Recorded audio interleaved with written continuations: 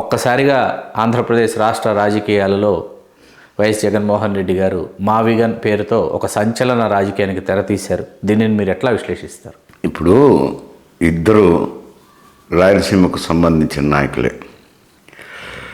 జగన్మోహన్ రెడ్డి గారికి 45 సంవత్సరాలుగా పులివెందుల నియోజకవర్గాన్ని, కడప జిల్లా మొత్తం 45 సంవత్సరాలుగా శాసనసభ్యులుగాను, పార్లమెంటు సభ్యులుగాను వారికి సభలలో ప్రాతినిధ్యం కల్పించిన కుటుంబానికి, వైఎస్ కుటుంబానికి ఆ ప్రాంతం 78 ఎన్నికల నుంచి. అలాగే చంద్రబాబు నాయుడు గారు కూడా రాయలసీమ ప్రాంతానికి సంబంధించిన వాళ్ళే. ఆయనకు రాజకీయం ఓనమాలు నేర్పించింది కానీ ఈ మొత్తం రాయలసీమ ప్రాంతమే. అటు చంద్రగిరి అయితేనేం, కుప్పం అయితేనేం ఇన్ని సంవత్సరాలుగా ఆయన్ను శాసనసభ్యునిగా పంపిస్తున్నారు. ఏకచిత్తాల 19 సంవత్సరాలు దగ్గర ముఖ్యమంత్రిగా ఉంటున్నారు. అక్కడి నుంచి ప్రాతినిధ్యం వహించే ఇద్దరు రాయలసీమకు సంబంధించిన నాయకులే. ఆయనేమో ఒకప్పుడు మద్రాసు రాష్ట్రంలో ఈ ప్రాంతం అంతా ఉన్నది, తెలంగాణ లేకుండా నిజాం నవాబ్ టైంలో మద్రాసులో ఉన్నారు. ఉమ్మడి మద్రాసు రాష్ట్రంలో ఉన్నాం మనం. ఉన్నప్పుడు ఆంధ్రులకు ప్రత్యేక రాష్ట్రం కావాలని వాళ్ళు కూడా మద్రాసు వాళ్ళు కూడా మీరు వెళ్ళిపోండి స్వాములు అని పంపించేసినారు. ఆంధ్ర రాష్ట్రం ఏర్పడినప్పుడు అప్పుడు ఉత్తరాంధ్ర నాయకులు కానీ రాయలసీమ నాయకులు నీలం సంజయ్ రెడ్డి గారు వీళ్ళందరూ కలిసి కర్నూలు రాజధానిగా ఆంధ్ర రాష్ట్రం ఏర్పడింది. దాదాపు 4 సంవత్సరాల దాకా అక్కడి నుంచే పరిపాలన కూడా సాగింది. అటువంటి సమయంలో నిజాం నుంచి విముక్తి పొందడం తెలంగాణ ప్రాంతం, తెలుగువారంతా ఏకం కావాలని ఒక నినాదం రావటము, భాషా ప్రయుక్త రాష్ట్రాలు అంటే కేంద్రంలో భాషా ప్రయుక్త రాష్ట్రాలను చేస్తే బాగుంటుందని వారికి ఆలోచన ఉండడం, అటు కేంద్ర ప్రభుత్వం కానీ ఇటు రాష్ట్ర ప్రభుత్వం ఆలోచన దృష్టిలో పెట్టుకొని అదిను ఆంధ్రప్రదేశ్ ఏర్పడింది. ఏర్పడినప్పుడు హైదరాబాద్కు రాజధాని వచ్చింది. సరే, అప్పుడు ఆంధ్రలో ఒప్పుకున్నారు, ఇటు తెలంగాణ వాళ్ళు అందరికీ ఆమోదయోగ్యంగానే హైదరాబాద్ ఉన్నది. హైదరాబాద్ కూడా బాగా అభివృద్ధి చెందింది. సరే, కారణాలు ఏమైనా రాష్ట్రం విడిపోయినప్పుడు ఆలోచన చేయాల్సిందేమిటి? ఆంధ్రప్రదేశ్కు రాజధాని కనీసం 2 పార్టీలే ఉండేది. కాంగ్రెస్ పార్టీ రాష్ట్రాన్ని విభజించడం వల్ల సర్వనాశనం అయిపోయింది. ఉన్నవి 2 పార్టీలు, అటు తెలుగుదేశము ఇటు వైఎస్ఆర్సీపీనే. ఇద్దరికీ కూడా ఒక రాయలసీమ ప్రాంతంలో రాజధాని ఉన్నది కోల్పోవడం జరిగింది. అక్కడ కూడా ఆలోచన అనేది వాళ్ళిద్దరికీ ఎక్కడ కనపడడం లేదు. ఆలోచనలోనే ఒకరికేమో కులప్రీతి మీద నేను అనాల్సిన అవసరంగా లేదు, వాళ్ళ కులమోళ్ళే అంటున్నారు అమరావతి దొనకొండలో 70,000 ఎకరాలు ఉన్నాయి. ఒకవేళ ఒక 30,000 ఎకరాలు ప్రభుత్వం తరఫున పెట్టుకున్నా 30,000 ఎకరాలు వేలం వేసుకుని ఇంకొక రకంగా ప్రైవేట్ వారికి ఇచ్చినా అందులో నుంచి ఉత్పత్తి అయిన నిధుల నుంచి మంచి అమరావతి కంటే పెద్ద రాజధానిని దొనకొండలో నిర్మించి ఉండొచ్చు. పైసా ప్రభుత్వం ఖర్చు లేకుండా, ప్రజల డబ్బు ఖర్చు కాకుండా నిర్మించి ఉండొచ్చు. అక్కడున్న ల్యాండ్ బ్యాంక్ మీదనే ఆధారం చేసుకొని మంచినీటి ప్రాజెక్టులు కానీ, ఎలక్ట్రిసిటీ కానీ అన్ని వసతులు కల్పించుకొని మంచి రాజధానిని మంచి రోడ్లతో నిర్మాణం చేసుకోవచ్చు. అటువంటిది వదిలేసుకొని ఇక్కడ వచ్చి మునిగిపోయే ప్రాంతంలో ఆ రైతులంతా దాదాపు 3 మాసాలు 4 మాసాలు అన్యాయం చేస్తున్నారు, మా భూములు తీసుకొని అని చెప్పి చేశారు. వ్యతిరేకం కూడా చేశారు. చేసినా కానీ ఇంక అక్కడే పెట్టుకుంటాము మేము అమరావతిలో అని ఆయన చట్టబద్ధత కల్పిస్తానంటే ఈయన మావుగాన్లో పెట్టుకుంటున్నాడు. ఇద్దరిదంతే. వాళ్ళు రాయలసీమకు వాళ్ళకు అంత రాజకీయ బిచ్చబెట్టి ఆ కుటుంబాలను అంత పైకి స్థాయికి తెచ్చినా వాళ్ళకు కనీసం రాయలసీమ ప్రాంతం ఉంది, దానికి మేలు చేస్తామనే ఆలోచన కూడా లేదు. ఇది ఏమవుతుందంటే తుదకు అల్టిమేట్గా గ్రేటర్ రాయలసీమ అనేది నినాదం రాక తప్పదు, విడిపోగా తప్పదు. అది ఏ రోజుకైనా జరిగి తీరుతుంది. ఎందుకంటే మేము వయసు అయిపోయి రాజకీయాలు లేకుండా కూర్చున్నాం కాబట్టి, లేకపోతే ఈ పాటికి మొదలుపెట్టిందేమో. My appeal to the younger generation to take up this cause అని వాళ్ళందరికీ కూడా నేను విజ్ఞప్తి చేసేది. మైసూరారెడ్డి గారు, నేను ఆ ప్రాంతం నుంచి వచ్చినవాడిగా, I'm from Madanapalle, end of the Andhra Pradesh. నేను ఆ ప్రాంతం నుంచి వచ్చినవాడిగా కనీవిని ఎరుగని రీతిలో మన రాయలసీమ ప్రాంతం నుంచి నీలం సంజీవ్ రెడ్డి గారు కావచ్చు, దామోదరం సంజీవి గారు కావచ్చు, కోట్ల విజయభాస్కర్ రెడ్డి గారు కావచ్చు, నారా చంద్రబాబు నాయుడు గారు, తర్వాత డాక్టర్ వైఎస్ రాజశేఖర రెడ్డి గారు, నల్లారి కిరణ్ కుమార్ రెడ్డి గారు, ఇంతమంది ముఖ్యమంత్రులు అక్కడి నుంచి రావటం జరిగింది. అట్లాగే ఈ ప్రాంతం నుంచి పోటీ చేసి పలు పర్యాయాలు ఎన్టీ రామారావు గారు ఇక్కడి నుంచి ప్రాతినిధ్యం వహించారు, హిందూపురం నుంచి. అట్లాగే పివి నరసింహారావు గారు ప్రధానిగా ఆయన ఎంపికైన తర్వాత నంద్యాల లోక్సభను ఎంచుకొని ఆయన ఇక్కడి నుంచి ప్రాతినిధ్యం వహించారు. అసలు వీరి హయాంలలో ఎప్పుడూ ఎక్కడ రాయలసీమ అభివృద్ధి జరగలేదంటారా? మీరు సాక్షాత్తు మీరు హోంమంత్రిగా నేను చెప్పను, ఎందుకంటే మీరు గంపగుత్తగా చెప్తున్నారు. నీలం సంజయ్ రెడ్డి గారు ఉన్నప్పుడు, ఆయన ముఖ్యమంత్రిగా ఉన్నప్పుడైతేనేమి, నాయకుడిగా ఉన్నప్పుడైతేనేమి,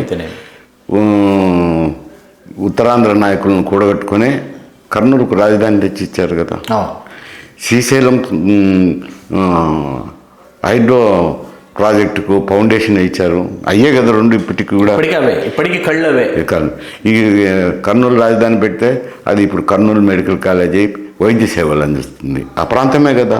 అక్కడ పెట్టిన అసెంబ్లీ అయితేనేమి, సెక్రటరేట్ అయితేనేమి, హాస్పిటల్, స్టేట్ క్యాపిటల్ అయితేనేమి, అవన్నీ అక్కడ ఉండేటివే కదా. ఆ భవంతులే. ఇప్పుడు ఏ క్యాంప్ అయితేనే, బి క్యాంప్ అయితేనే, ఉద్యోగస్తుల కోసం నిర్మాణం చేసి అదే కదా. మరి ఆయన ఉన్నప్పుడు అవి చేసినారు. ఆయన ఉండేది ఎంతకాలం, 2 సంవత్సరాలు అవుతుంది, 2 సంవత్సరాలు అవుతుంది. ఆయన వరకు చేసినారు. పివి నరసింహారావు గారు ఒకవేళ తెలంగాణ ప్రాంతం నుంచి వచ్చినా, ఆయన లోక్సభకు నంద్యాల నుంచి నిలిపిన, ఆయన కూడా కొన్ని కార్యక్రమాలు చేశారు. అప్పుడు నేను కూడా ఐవిటెస్ నంద్యాలలో కూడా మెడికల్ కాలేజ్ రావడానికి, మెడికల్ కాలేజ్ అని చెప్పాను నంద్యాల. ఆయన ఆ ప్రాంతంలోకి వచ్చినప్పుడు మేము కూడా చెప్పాం, మీరు ఏం కావాలో చెప్పండి ఇప్పుడే అని. ఆయన ఎన్నికకు ముందే అడిగారు. అడిగితే చెప్పాము మూడు ఏమిటి రానంటే, మనకు హైదరాబాద్కు వచ్చేదానికి అప్రోచే లేదు. అక్కడ నుంచి రోడ్డే ఉండేది, బై రోడ్డే వచ్చాం. రైల్వే లైన్ డోన్లో దిగి, డోన్లో నుంచి మళ్ళీ ట్రైన్ మారి ఇక్కడ రావాల్సింది వస్తుంది. అది అటువంటి పరిస్థితి ఉన్నది. అటువంటి పరిస్థితి ఉన్నప్పుడు మేమేం చెప్పామంటే, మీటర్ గేజ్ ఉంది కదా, బ్రాడ్ గేజ్ మార్చండి, అప్పుడు రాయలసీమకు కనెక్షన్ వచ్చేస్తుంది హైదరాబాద్ అంటే, సరే మారుస్తానన్నారు. కానీ అది ఆయన ఏమనుకున్నాడు, ఏంది ఇంత చిన్న కోరిక కొడుతున్నారు అని కూడా అన్నాడు. అంటే ఇది చేస్తే సార్లే సార్ అని. ఎంత అభివృద్ధి జరుగుతుందో మనకు తెలుసు. అంటే అప్పటికి మనకు అదే కోరుకున్నాం. మేము కూడా అంత ఊహించలే. ఆయన ఇది మార్చాలన్నప్పుడు రైల్వే బోర్డు అఫీషియల్స్ అభ్యంతరం చెప్పారు. సార్ ఇది పోతే దక్షిణాదికి ఉత్తరాదికి మీటర్ గేజ్ కనెక్షన్ పోతుంది, ఇది మార్చేదానికి అవకాశం లేదని. అప్పుడు ఆయన దీనికి రెమెడీ ఏమైనా అడిగినారు. ప్రధానమంత్రి కదా, ఒకటే సార్ ఈని గేజ్ చేస్తే ఈ సమస్య రాదు అని. ఎంత అవుతుంది అంటే 3,000 కోట్లు ఎంత అవుతుందండి. సరే మార్చేయండి అని దేశమంతా ఈని గేజ్ మార్చేసినారు. ఇప్పుడు ఒకటే గేజ్ ఉంది, మీటర్ గేజ్ లేదు కదా. ఇప్పుడు మొత్తం ఎక్కడైనా మన కోసమే అది చేశారు. తర్వాత ఇంకొకటి, KC canal world bank loan time అయిపోయి నిలిచిపోయింది. నిలిచిపోతే వైడనింగ్ చేయాలి కదా కేసీ కెనాల్. ఉన్నది అదొక ప్రాజెక్టే కదా మనకు అని అంటే, దానికి కూడా వరల్డ్ బ్యాంక్ ఎయిడ్ను ఎక్స్టెండ్ చేసి ఇచ్చారు, రిలీఫ్ కూడా ఇచ్చారు. తర్వాత ఇంకొకటి, ఇది మనకు హైవే లేదు. హైవే లేకుంటే హైదరాబాద్ నుంచి చిత్తూరుకు హైవే చేసేసినారు. అంటే దాంతో మనకు ఒక హైవే వచ్చేసింది, కనెక్టివిటీ వచ్చేసింది. ఇంకొకటి ఏమిటానంటే, గుంతకల్ నుంచి గుత్తి ఉంది కదా, గుంతకల్ అది మద్రాసు వరకు రోడ్డు, చెన్నై వరకు అది వేయించమన్నాం. ఎందుకంటే ఇండస్ట్రీస్ డెవలప్ అవుతాయని. ఇప్పుడు ఆ రోడ్డు వేసిందానే మనకు ఇండస్ట్రియల్ ఏరియా బాగా డెవలప్ అయింది కదా. మరి ఆయన వరకు ఆయన చేసినారు. ఆయన ఉండే కాలంలో ఒక లోక్సభకు ఎన్నికైనందుకు ఆయన చేసినారు. సంజీవ్ రెడ్డి గారు ఉన్నప్పుడు ఆయన మంచి కార్యక్రమం చేసిపోయినారు. ఇంకా భాస్కర్ రెడ్డి సార్ ఉన్నప్పుడు ఆయన కొద్దీ ఆయన అప్పుడు లెఫ్ట్ బ్యాంక్ మన ఈ ఈ బనకచెర్ల రెగ్యులేటర్ వైడెన్ చేయాలని అంటే కూడా ఆయన 10,000 నుంచి 40,000కు చేసి వైడనింగ్ ఆఫ్ బనకచెర్ల రెగ్యులేటర్ అది ఇంపార్టెంట్, అది మనకు.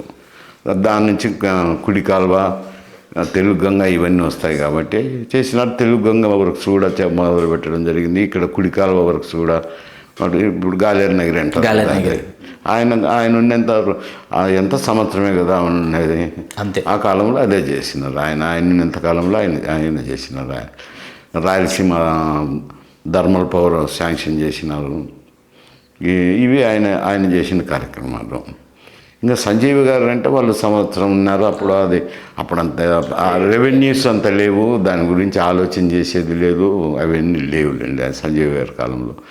ఇంకే చంద్రబాబు నాయుడు గారు, రాజశేఖర్, వీళ్ళు కిరణ్ కుమార్ రెడ్డి గారు. కిరణ్ కుమార్ రెడ్డి ఏందేలేండి, ఆ ప్రభుత్వం వలన ప్రభుత్వం అనుకోవడం కూడా పాపం. అది ఊరికే గాజులకు మొగుడు అడ్డం అన్నట్టు ఒక ప్రభుత్వం. అది సరే, దాని గురించి మనం ఆలోచన చేయాల్సిన. సాక్షాత్తు జగన్మోహన్ రెడ్డి గారు. ఇప్పుడు వీళ్ళదంటే రాజశేఖర రెడ్డిదంటే, ఎందుకంటే రాయలసీమ ఉద్యమం నాయకుడిగా వచ్చినప్పుడు ఆయన చేయాల్సింది జలయజ్ఞం అని పెట్టి ఏదో గాలేరు నగిరి ఇవన్నీ దువ్విచ్చినారులేండి ఆయన ఉన్నప్పుడు. చంద్రబాబు నాయుడు ఆయనకి ఇది కాబట్టదు, అది ఆయనకి ఎప్పుడు ఆ పక్కనే కంటి చూపు ఉంటుంది. కృష్ణా తీరం వైపు ఆయన ఉమ్మడి రాష్ట్రంలో ఉన్న కంటి చూపు అక్కడే ఉంటుంది, సపరేట్ అయిన కంటి చూపు అక్కడే ఉంటుంది. ఆయన ఇక్కడ చేసేది ఏమీ లేదు. ఆయన క్యాస్ట్ బేస్డ్ పాలిటిక్స్ ఆయన ఆలోచనలో పెట్టినే ఉంటాయి. మరి వారితో కలిసి ప్రయాణం చేశారు మీరు, రాజ్యసభ అనుకోండి. రాజకీయాల్లో చేశాము, సమీకరణాల్లో భాగంగా అటు వెళ్ళానని అంటారు. ఈయన తరిమేస్తే పోవాల్సింది వచ్చింది, ఇంకా దానికి ఏం చేస్తాం మనం. రాజీలేని పోరాటం చేశారు డాక్టర్ వైఎస్ రాజశేఖర రెడ్డి గారు. అది వ్యక్తిగతమా వ్యవస్థాగతమా ప్రక్కన పెడితే పూర్తి స్థాయి రాజకీయాల్లో, క్రియాశీలక రాజకీయాల్లో కడప జిల్లా జరిగిపోయింది. రాష్ట్ర స్థాయి నేతగా మీకంటూ అవసరమైంది.